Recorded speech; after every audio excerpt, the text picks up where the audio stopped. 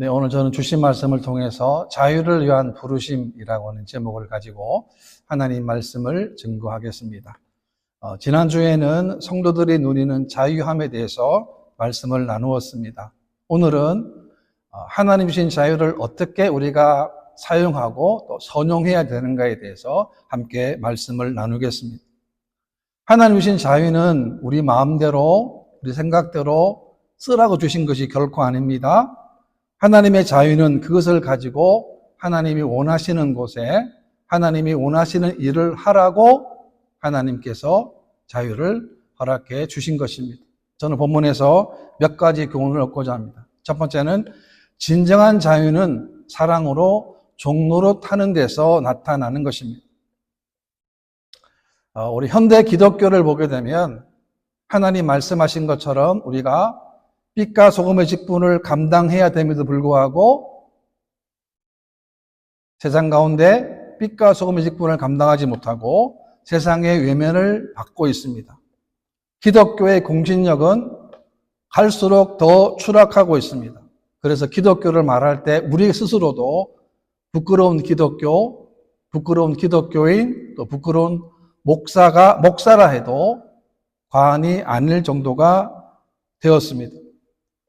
이 상태에서 어떻게 해야 되겠습니까? 그냥 주저앉아 있어야 되겠습니까? 아니면 다시금 일어서야겠습니까? 우리는 무엇보다도 다시금 일어서야 합니다. 어떻게 일어서야 되겠습니까? 그것은 더 화려한 교회 건물, 더 많은 사람들이 모이는 대중집회 이런 것으로 되는 것이 아닙니다. 구원받은 하나님의 백성들이 또 그리스도인들이 크리스찬들이 삶의 환경 가운데 사랑으로 서로 종노릇함으로 다시금 기독교의 명성을 위상을 올릴 수 있다는 겁니다. 13절 말씀 보게 되면 형제들아 너희가 자유를 위하여 부르심을 입었으나 그러나 그 자유로 육체의 기회를 삼지 말고 오직 사랑으로 서로 종노릇하라라고 했습니다. 그렇습니다. 하나님이 저와 여러분들이 주신 이 자유는 내가 마음대로 욕망을 추구하고 갈망하라고 주신 것이 결코 아닙니다. 그래서 육체의 기회를 삼지 말라고 했습니다. 여러분, 육체의 기회가 뭡니까? 죄 짓는 기회라는 것입니다. 어떻게 하나님이신 자유를 죄 짓는 데 사용할 수 있겠습니까? 기독교에 누리는 자유는 결코 그러므로 방종을 위한 자유가 아닙니다. 오히려 정반대입니다. 어떤 자유입니까? 서로 봉사하며 서로 종노릇하며 서로 헌신하는 자유를 하라고 말씀하는 것입니다. 그러니까 우리 기독교가 세상 가운데 위상이 추락된 이유가 뭔가? 근본적인 것은 기독교인들이 세상 가운데 종노릇하는 일에 너무나 미미하다는 것입니다. 우리의 삶의 주인은 우리가 아닙니다. 여러분 삶의 주인은 여러분 결코 아니에요. 우리의 삶의 주인은 하나님이십니다. 우리가 하고 싶은 대로 가고 싶다는 것이 아닙니다. 우리는 하나님이 원하시는 곳으로 하나님이 원하시는 길로 가야 합니다. 그것이 우리의 종의 사명이기 때문에 그렇습니다. 여러분 우리가 사랑하는 게 쉬운 일입니까? 쉬운 거 아닙니다. 어려운 일이에요. 종노릇할 때 분명한 것이 뭐냐면 그 마음속에 사랑의 마음을 가지고 종노릇하라라고 하나님이 말씀하셨습니다. 요한복음 10장 말씀 보게 되면 너희가 서로 사랑하면 이로써 모든 사람이 너희가 내 제자인 줄을 알리라 라고 했습니다. 여러분 사랑을 많이 말을 한다고 많이 외친다고 할지라도 그의 삶에서 사랑이 드러나지 않는다면 그 사랑은 죽은 사랑이에요. 그 믿음은 죽은 믿음입니다. 그 신앙도 죽은 믿음일 수밖에 없는 것입니다. 여러분 이 세상을 변화시키는 것 그 힘이 어디서 나타나는 겁니까? 성도들이 서로 사랑함으로 세상 가운데 선한 영향력을 나타내는 것입니다. 그렇기 때문에 사랑은 이론이 아닙니다. 사랑은 실천이라는 것입니다. 예수님의 삶 자체를 보십시오. 예수님은 사랑 그 자체였습니다. 왜 이 땅에 오셨습니까? 우리 때문에 오셨습니다. 왜 십자가에 죽으셨습니까? 우리 죄를 사하기 위하여 예수님이 십자가에서 돌아가신 거예요. 예수님이 제자들의 발을 씻긴 것을 보십시오. 죽으시기 전에 예수님은 친히 제자들의 발을 씻겨주셨습니다. 저녁을 잡수시던 자리에서 일어나셔서 겉옷을 벗고 수건을 가져다가 허리에 두르시고 대야에 물을 담아 제자들의 발을 씻기시며 그 두르신 수건으로 제자들의 발을 예수님이 닦아주신 거예요. 이것이 진정한 사랑입니다. 진정한 사랑이 뭡니까? 낮은 자세에서 낮은 모습으로 다른 사람을 섬기는 거예요. 오늘날 수많은 인간들이 가지고 있는 문제를 보십시오. 얼마나 많은 문제들이 많습니까? 그런데 그 문제 가운데 우리가 사랑함으로 그 문제를 풀 수 있는 것이 너무도 많다는 거예요. 사랑이 답입니다. 사랑으로 우리가 문제를 해결해야 하는 것입니다. 14절 말씀을 보게 되면 온 율법은 내 이웃 사랑하기를 내 자신같이 하라 하신 한 말씀에서 이루어졌나니 라고 했습니다. 놀라운 말씀 아닙니까? 우리가 이웃을 사랑하면 율법이 이루어졌다고 했죠.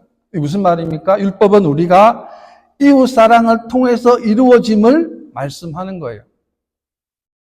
사랑은 율법의 핵심입니다. 하나님에 대한 사랑이 성도의 첫 번째 의무이고 또 이웃을 사랑하는 것이 두 번째 의무 아닙니까? 그러니까 우리의 신앙은 하나님으로부터 시작되어서 그 사랑이 이웃에게로 점점 더 확산되고 확대하는 것, 그것이 바로 그리스도인의 삶의 모습인 것입니다.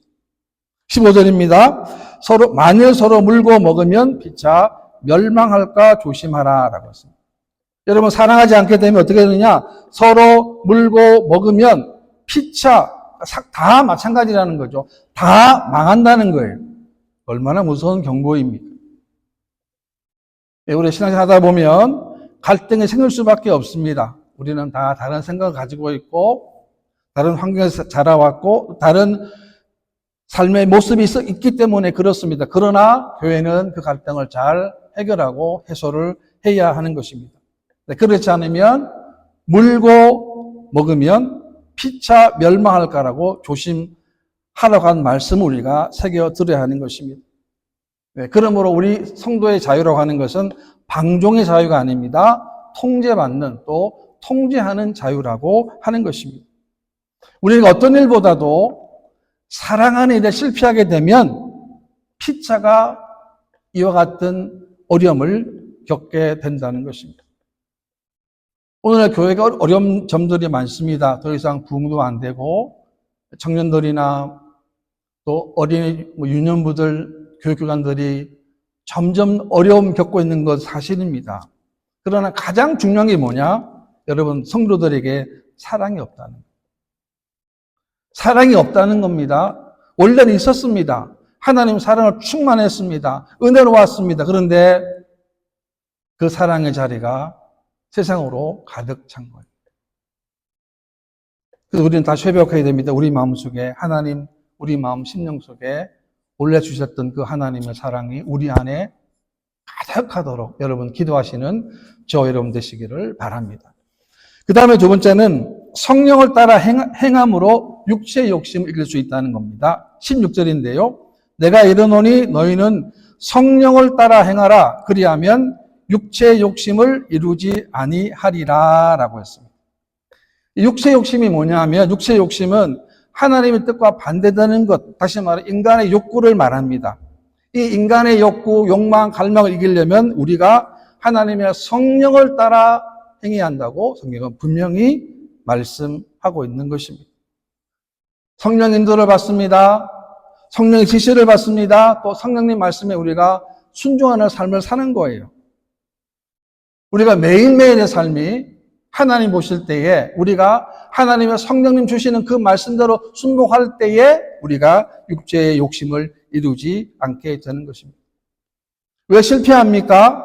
그것은 우리가 성령을 따라가지 않기 때문입니다.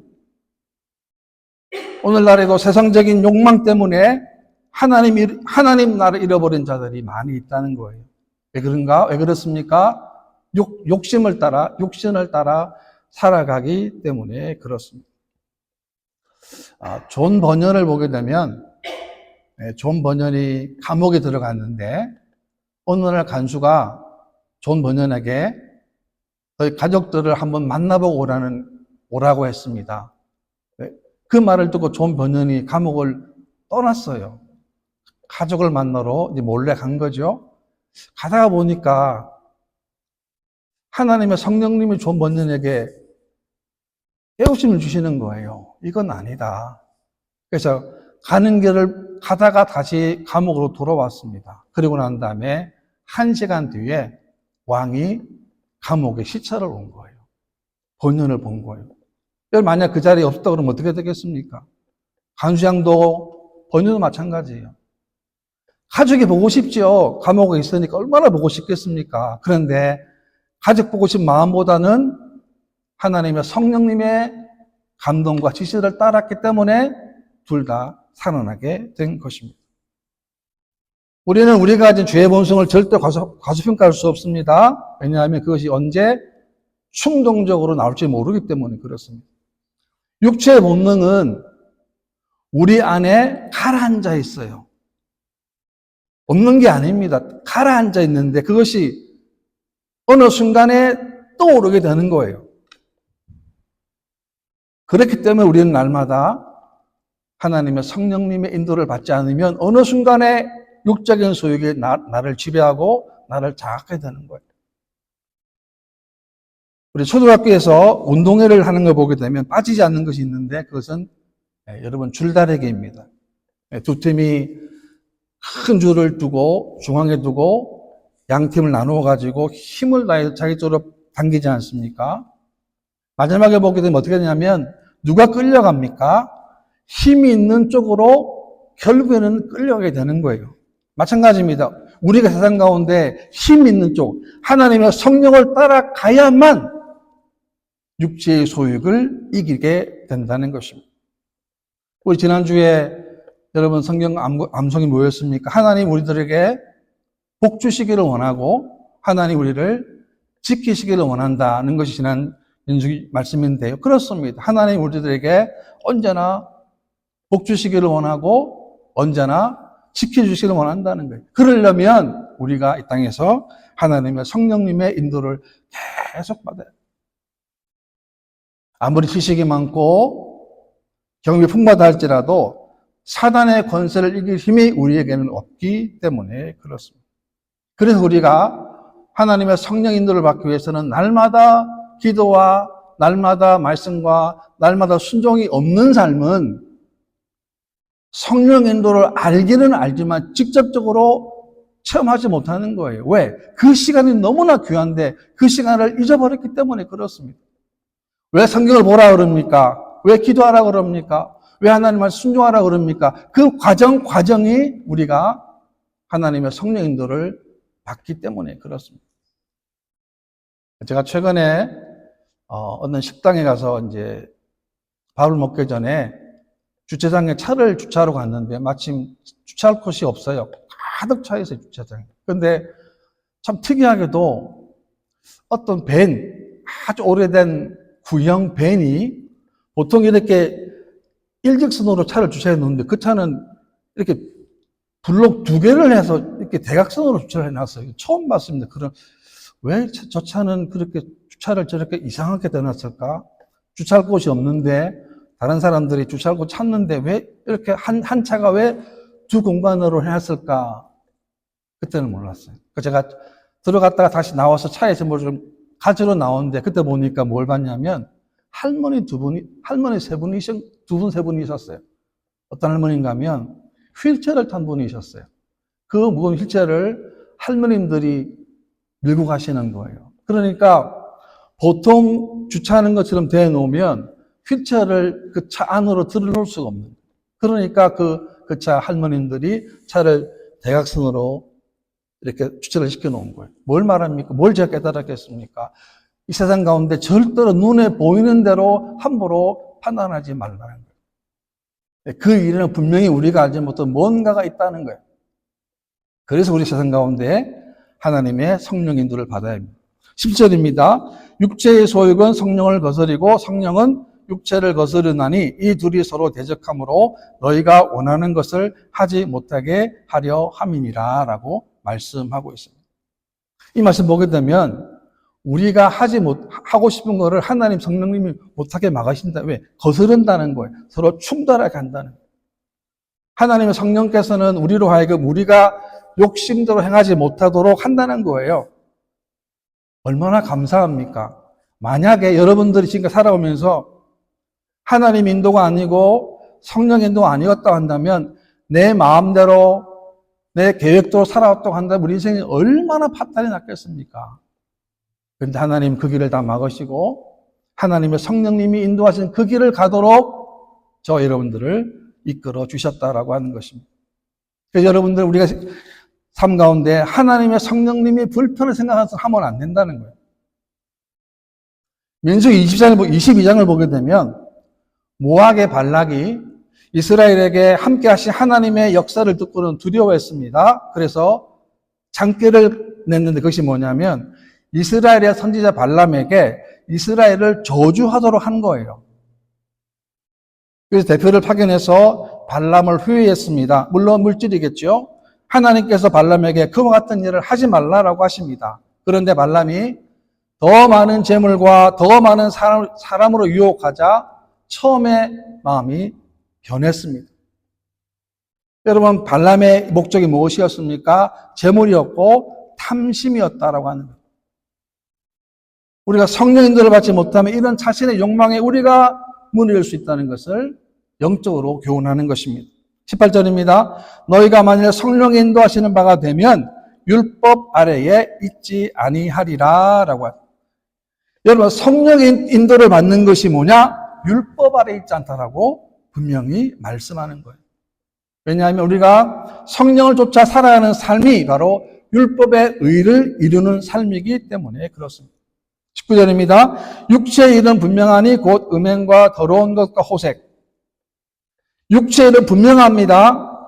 우리가 모르는 것이 아니라는 거예요. 지금 이 시대에 우리가 너무도 많이 들리는 이런 일들인데 첫 번째가 뭐냐? 성적인 타락인 것입니다.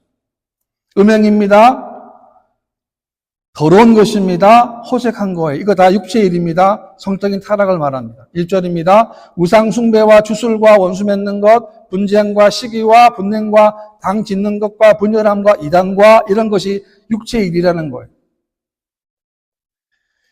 악한 생각이 우리 마음속에 들어오는 것을 막을 수는 없지만 그러한 것에 빠지지 않게 하는 것이 바로 참된 지혜라는 것입니다. 21절 말씀에도 보게 되면 투기와 술 취함과 방탕함과 또 그와 같은 것들이라 전에 너희에게 경계한 것 같이 경계하노니 이런 일을 하는 자들은 하나님의 나라를 유업으로 받지 못할 것이요. 분명히 말씀하고 있다는 거예요. 육을 쫓는 삶의 모습으로는 절대로 하나님의 나라를 유업으로 받지 못함을 분명하게 말씀하고 있는 것입니다. 오늘날에도 원수 마귀가 우는 사자와 같이 산길들을 찾아다닙니다. 그냥 돌아다니는 것이 아닙니다. 온갖 타락한 문화, 음란한 문화, 세속적인 문명을 통해서 사람들을 유혹하는 것입니다. 우리 안에 있는 육체의 정욕, 안목의 정욕, 이생의 사랑이 꿈틀꿈틀대도록 발동하도록 유혹하는 거예요. 그래서 우리가 이런 일에 이기기 위해서는 날마다 하나님의 성령의 인도를 우리가 받아야 하는 것입니다. 그 다음에 세 번째는 우리가 성령의 열매를 맺어야 합니다. 22절인데요. 오직 성령의 열매는 사랑과 희락과 화평과 오래 참음과 자비와 양성과 충성과 라고 했습니다. 여기서 말하는 열매는 우리가 인격의 열매, 성품의 열매를 말하는 거예요. 다시 말해 우리 이 열매는 우리가 우리 가정에서, 우리의 삶에서, 우리 직장에서 반드시 맺어야 할 것이 바로 이런 하나님의 성령의 열매라고 했습니다. 첫 번째가 뭡니까? 사랑이에요, 사랑. 이 사랑은 바로 예수님의 희생적인 사랑을 의미합니다. 이 사랑을 바탕으로 나머지 열매들이 맺어지게 되는 것입니다. 우리는 이 땅에서 어떻게 되겠습니까? 사랑이 회복돼야 합니다. 하나님 사랑, 성도와의 사랑, 교회와의 사랑, 이웃과의 사랑, 가족과의 사랑이 회복되어야 하는 것입니다. 성령의 열매를 맺으려면 우리가 날마다 예수 그리스도와 늘 연합해야 합니다. 교제해야 합니다.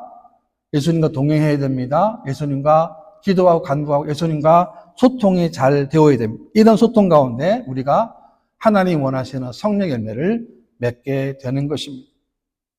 여러분, 우리가 사랑해야지 사랑했다, 결심했다고 사랑하는 것이 아닙니다. 하나님의 성령님이 우리의 마음을 도와주셔서 사랑하게 되는 것입니다. 네, 요한 15절 말씀 보게 되면 물은 내게 붙어 있어 열매를 맺지 아니하는 가지는 아버지께서 그것을 제거해 버리시고 무릇 열매를 맺는 가지는 더 열매를 맺게 하려 하여 그것을 깨끗하게 하시느니라. 전제가 뭐냐면 가지가 나무에 붙어 있는데도 열매가 없다면 하나님 그것을 제하게 버렸다. 그건 무슨 말입니까? 신앙생활 하는데도 교회를 나오는데도 예수를 믿는다고 하면서도 이런 열매가 없다면 하나님이 제하여 버리시겠다는 거예요. 그 열매를 맺는 가지는 어떻게 합니까? 더 좋은 열매를 많이 맺도록 깨끗하게 하시겠다라고 말씀하고 있습니다. 23절입니다. 온유와 절제니 이 같은 것을 금지할 법이 없느니라 라고 했습니다. 무슨 말이냐면 이 성령의 열매는 그 누구도 통제할 수가 없다는 거예요. 왜? 내가 맺는 게 아니기 때문에. 하나님의 성령님이 우리 안에서 우리로 하여금 열매를 맺게 하시기 때문에 그렇습니다. 가끔씩 보게 되면 우리가 예를 들면 사과를 보게 되면 사과는 추수하는 계절이 딱 정해져 있지 않습니까? 그런데 가을에 추수할 때 사과가 있는데 추수가 1년 12달 있는 것은 어떻게 있는 것입니까? 그것은 가을에 땄다가 저장하기 때문에 그렇습니다. 저장했기 때문에 창고에 보관했기 때문에 1년 12달 우리가 사과를 먹을 수 있는 것처럼 마찬가지입니다. 우리도 우리 가운데 하나님 원하는 열매가 계속 맺을 수 있도록 또 기도하고 또 간구하십시오. 은혜를 구하십시오. 하나님의 능력을 구하십시오. 하나님 나라를 구하십시오. 여러분 내 것 구하기 전에 하나님 나라, 하나님을 먼저 구하십시오. 그러면 그 모든 것을 하나님이 더하시겠다고 약속하셨습니다. 그러므로 우리가 결론입니다. 하나님 주신 자유는 우리가 이 땅에서 하나님의 성령의 열매를 맺는 그 일에 최선을 다해야 합니다. 나로 하여금 향기나는, 나로 하여금 더 많은 심령들에게 더 많은 기독교인의 삶의 모습, 향기를 드러낼 수 있는 그런 저와 여러분 되시기를 주님의 이름으로 축원합니다.